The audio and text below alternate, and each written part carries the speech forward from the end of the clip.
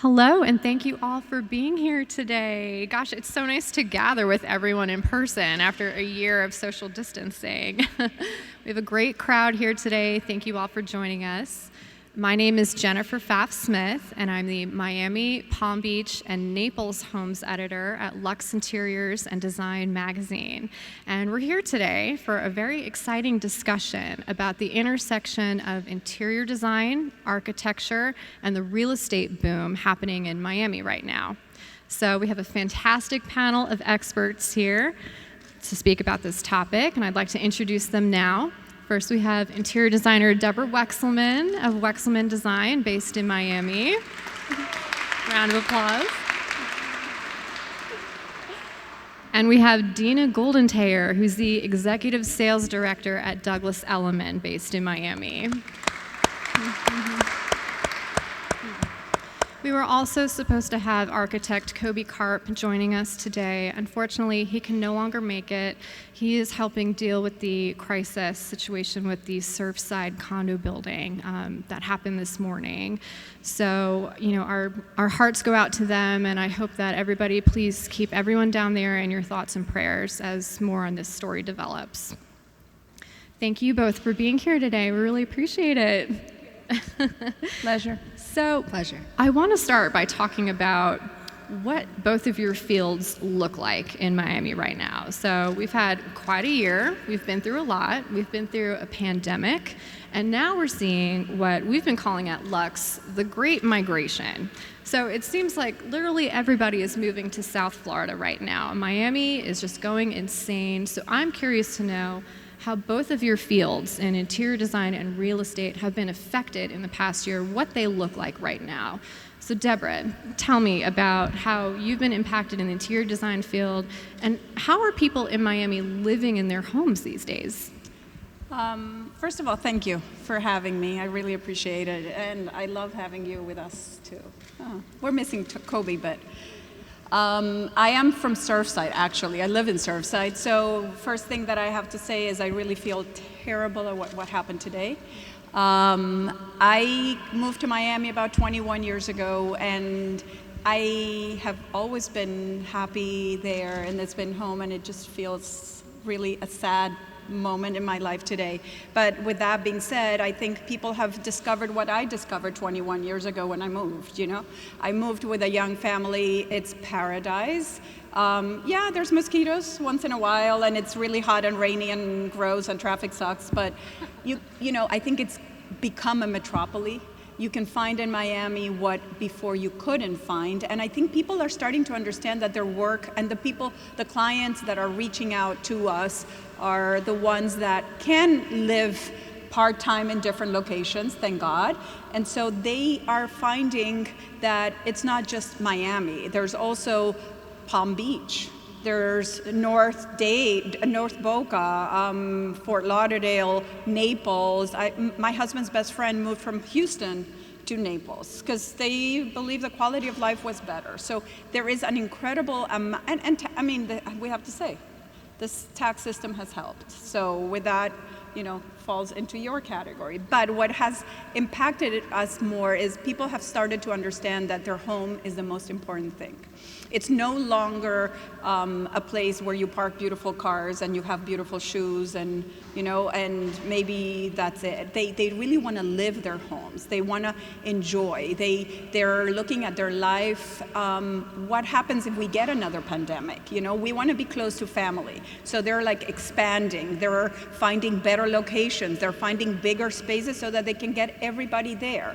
Everybody there means their kids, their grandkids, their loved ones, their parents, So there's just a different type of mentality when they're looking at homes. And that has spearheaded a huge development in all aspects of the industry for us. So we're very excited. It's the beginning, I think, of a roller coaster, and we are excited to be riding it. It's really fun.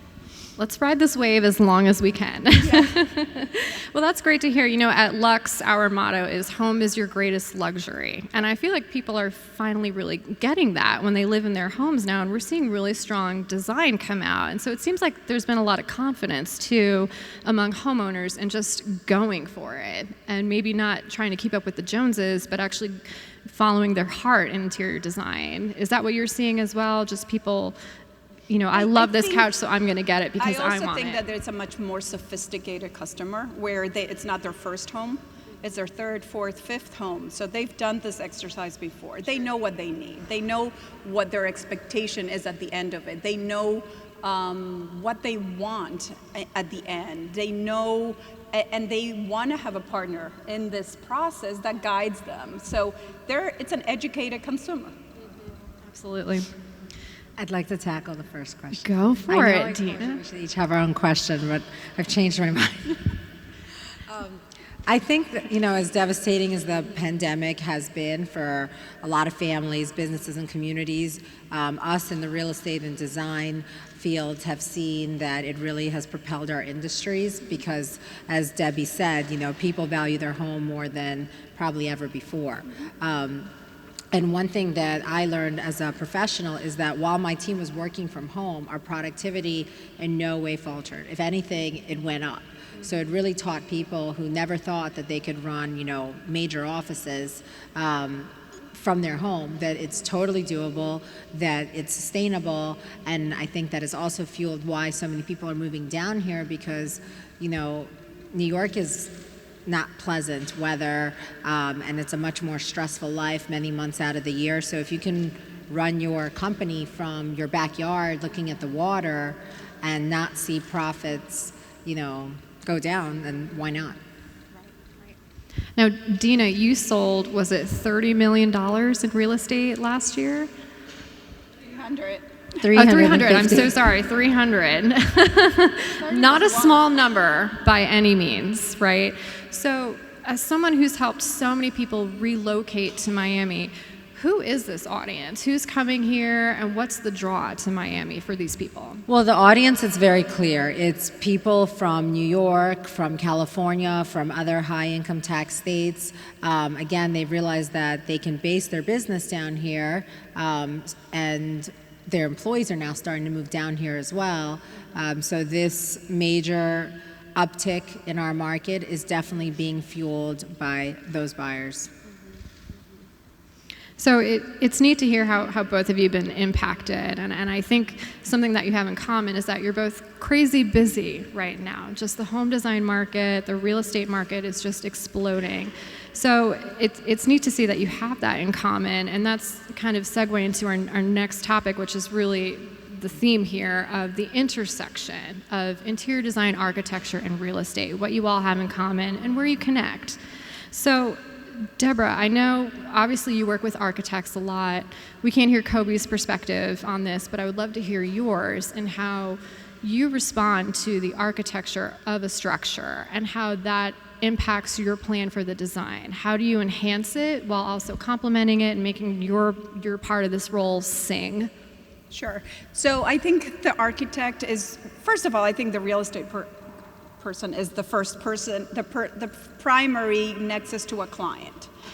They sometimes have relationships, and once you start working with an architect, you have to respect what that architecture is going to be. Very importantly. So to me, the inside, the outside has to be seamless, flawless, materials, lighting, everything, because it's just odd sometimes you walk into a house and the house is so different from the inside and the outside, and you're like, what happened here? There has to be a thread, from the beginning of the entrance until the end, a story, like a good storyteller. And every architect has a different sensibility, and therefore they're hired by those clients. So I've worked with many different clients, including Kobe, and I do respect what they try to do. I think it's important to incorporate their language inside too, and in the materials and the feel and the art. But a lot of it has to do with the client too. But there has to be a definite connection between the architecture and the interior design. There has to be one story throughout. Absolutely, and I'm sure the earlier you are involved in a new construction project, the better, the easier and more seamlessly the project will emerge, right? Absolutely. So we get involved from the very beginning when they hire the architect and they're starting when they're doing the rooms and adjacencies, we sit down with them. We get to see what their rooms, what their functions, how they live, what do they want to have next to each other. It depends on the family, whether they're young kids, older kids, how do they plan on living? And then we, at that point, we get involved in terms of the lighting, the materials, the functionality. What kind of cues are you taking from a structure to help you plan the design? Very much. For example, and I always like to put a visual out there. We did a house with more of a contemporary architect, Choeth Levy, you know them, with Ralph. And the inside and the outside are very similar. We're doing another project like that again. We worked with Portuondo Perrotti, who does a lot of classic architecture, and the house inside has moldings and trims and definitely the floor patterns and borders and all kinds of different elements. And then we've worked with Strang, where the nature is so important, and so the materials are very important. So I do take a cue, and I think it's very important to listen to what the architect, it really is. A structure is important to be truthful. You can put any furniture and it looks good, and if it's styled well and has good art, that's it. You've got the mix. But I think the architecture is very important, both inside and outside. Yes, it's obviously important to respect that, and like you said, inside and out, you want a very cohesive feel. So tell me about your intersection with Dina's field. So where do interior design and real estate agents really meet? Well, I think it's worth pointing out, Debbie and I are friends. We work closely together, so there's a lot of synergy there. And one thing about her work is that it impacts what I sell. Basically, any unit that Debbie has done in a condo building has pretty much set the price per foot record. And the home that we met at, which is 224 Balbay, set the record for the highest sale in that community in Bell Harbor, and then I resold the home and beat my own record. So there is definitely, obviously, our audience, we're in the DCOTA Center, people are design driven, but I, of course, naturally, as a salesperson, relate that to the economics of things, and having an all-star team saying a home is done by Kobe or Shof Levy Fishman or Deborah Wecselman design, that adds value and makes the product more sellable. And what about from your perspective, Deborah? We other than the fact that we're friends, but I've walked a lot of jobs with Dina and helped some of her clients understand how can they use the space, and it is true. We style some of the houses at the end, and the people walk through them and they're like, oh my God, it looks amazing. So it's definitely a synergy, and there's like a great relationship with whoever it might be. I think there is definitely a match there to be made between design and real estate, for sure. It's very interconnected, I think. And she knows a lot. That's true. I've gone as far as to tell my clients that I will not take their listing if it's not staged. And Debbie's team has actually come in and done light staging, throws, pillows, accessories, candles, books, all the things that make the picture so beautiful. Because that's what everyone wants to see. 90% or more of people start their search online. So using a designer in this way, not just to introduce them to a client to say, oh, hey, she should do your house, but having her provide a compliment to help me achieve what I was hired for, to sell a home, has been such an unexpected added benefit. Has anything in the past year really changed for the two of you as far as, Deborah, are you receiving an uptick in referrals from people like Dina for clients, or vice versa, anything like that? I think definitely there is a relation to be worked on, and there's a sense of trust after a while. You've got to show what you're capable of doing, and if it works, then there's, business will come. But not every client comes through Dina, and not every client a lot of my clients come through referral. they call because they know someone that knows someone that met someone that walked through a house, and it could be sometimes 6 years later that, you know, they've seen a picture and they held it, and now they're ready to like invest and buy something, and they're like, you know, I saw you in a Luxe magazine 5 years ago. So I'm the hoarder of all magazines. I keep them all, whether I'm in it or not, because I think people, you know, relate to that. And sometimes, you know, I may not be able to send the designer the business, but someone will come to me and say, I'm thinking about hiring Deborah, what do you think? So I can provide that, you know, oh my God, she's the best, you know? I think it's also vice versa. If I find I have the right client for someone, whether it's Dina or someone else, but we're talking about Dina, I will, because I trust that she's going to do for that client the best that she can do.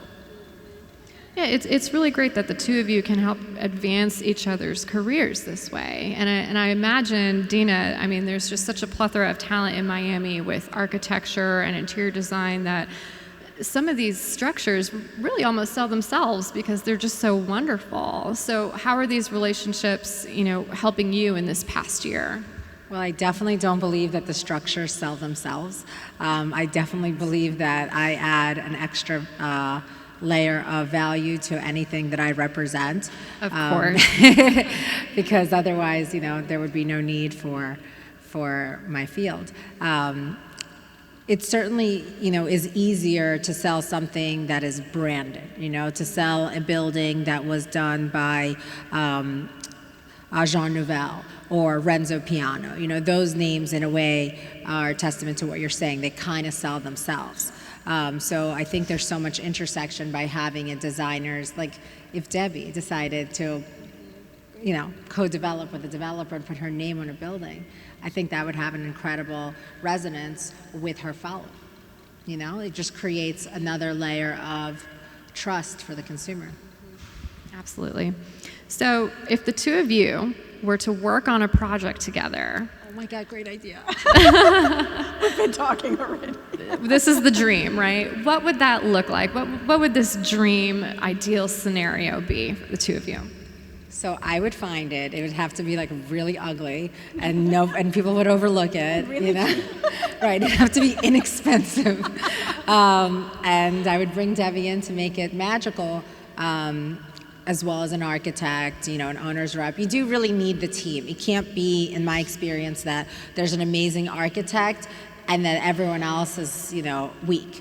To have a real crescendo, I believe it does have to be a strong team. And as far as my role, well, I certainly don't pick fabrics or, you know, recommend, you know, spatial orientation. What I bring to the table when there are those meetings on site with the architect, with the developer, with the designer, I can weigh in on what I think the buyer will want. Because in this setting, ultimately, if we're in a meeting like that, it's probably a project that's going to come to market. And having such close relationships in my ear to the pulse of the market, I can convey to a designer, to an architect saying, okay, people now really need a Zoom room. We may want to think about that in the floor plan, or something else that came about in the pandemic, you know, with so many Amazon deliveries coming, people really need storage in their homes, you know? So the way we live has really changed since the pandemic. For example, I'm sure you can relate to this, the closed kitchen, you know, has made a comeback. For years, everybody wanted an open kitchen. They wanted to entertain and be on top of each other. Now people are going back the other way because having lived in a home for 3 months without being able to leave, I think the closed kitchen all of a sudden started sounding appealing to people. Well, the noise. Mm-hmm. What about you, Deborah? What would your perspective be? Well, very similar to where Dina started. I think, I mean, we need Dina at the beginning to find that like little parcel or project.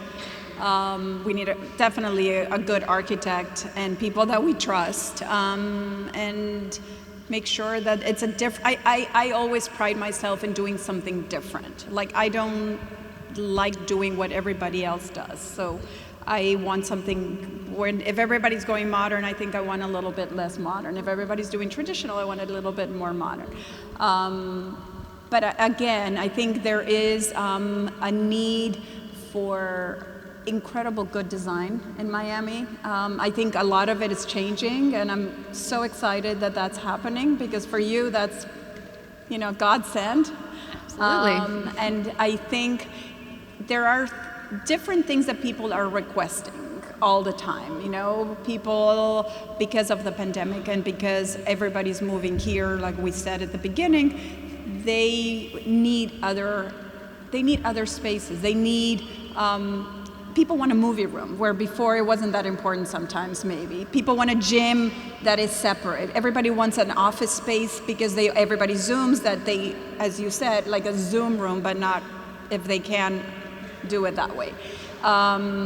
The outside has become incredibly important, because now your house is, you're taking advantage of the outside too. So living areas outside, exercising outside, dining outside. So you can use all of the areas to your advantage. Dina, I see you nodding your head as Deborah's rattling off all these wish lists, these must-haves. Are you seeing the same thing among clients? I mean, the demand for land has definitely become, at its peak. There's been a massive trend of someone wanting to acquire their neighbor to do something like, a tennis court or a guest house, or just to keep it as lawn or a playground. Having been stuck in our homes for months at a time and making the home the most important component of many of our lives, I think the desire for more space, if you can afford it, really has become like, I get so many calls of clients saying, can you help me get my neighbor? Don't tell them that it's for me. So that's become a real niche in my business lately. Have either of you noticed one particular area of Miami that is more of a hot spot than others, that people are just gravitating there for whatever reason? I mean, definitely everywhere, really. Miami Beach is hot. It's always been hot. Coconut Grove and Coral Gables have become increasingly popular because people aren't just moving here for a vacation home, they're redomiciling. So when I used to take an introductory call with a buyer, I would ask them, well, how many bedrooms do you need? What architecture do you like? Now it's like, or before it used to be, how much water frontage do you need for your boat? Now almost always the first question is, if it's a family with kids, is where are your kids going to school? Because most people don't want to have a huge commute to school. So I think that's definitely one of the main reasons that the Grove and the Gables have boomed as much as they have, because some of the top schools are located down there. And even some of my diehard clients from the beach, which is where I really specialize, Miami Beach, they've been moving to the Grove and the Gables. Bal Harbor Village has become extremely in demand. Golden Beach, some of the communities that were always considered a tier a notch lower, like Biscayne Point or Sansucci or Keystone, they're also, yours is a hidden gem. I don't want to tell people where you live. But Surfside for sure is right behind Bal Harbor. Yeah.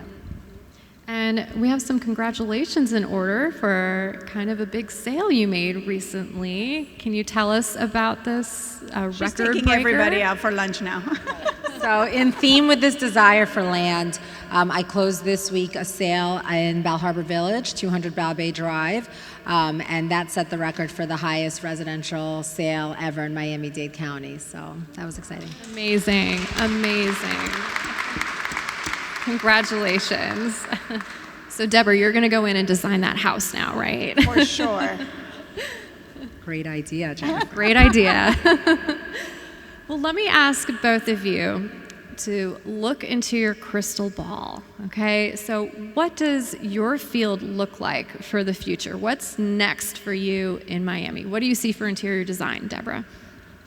I continue seeing the development for the next couple of years. I don't think it's going to be any different, of what we're seeing. I think people, and so I tell everybody that's out there, there are my vendors, start loading up. There is definitely a need in Miami because everybody realizes that this is paradise,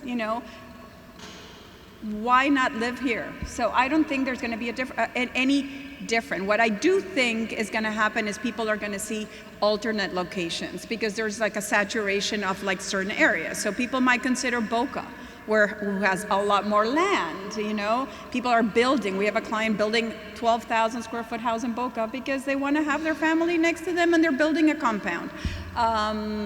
North Palm Beach, wherever you can find more land, I think, and wherever you can find the right school. What about you, Dina? What do you predict is next for real estate in Miami? Well, to tie in the design aspect, I think we're going to see a lot more co-branded residences. You know, in the condo world, we've seen that for a while, that a project becomes well known for its architect, for its designer, but I see that wholeheartedly trickling into the single family home market, that you're gonna see a branded home, you know, like an Artefacto house or a Deborah Wecselman house. You know, I think that that's really going to be something that we're gonna see become an industry standard, that a furniture company or a designer is going to brand a residence more commonly. Wow. Just in the way that architects have, but since they're not here to talk about themselves today, they lose the opportunity. Well, whatever the future holds, let's hope it's prosperous for both of you. And I know you're crazy busy, and let's hope for this upward trajectory to continue. Thank you. Do we have any questions from the audience for Deborah or for Dina today? Okay, well, thank you all for coming. Thank you for an enlightening discussion. Thank you so much.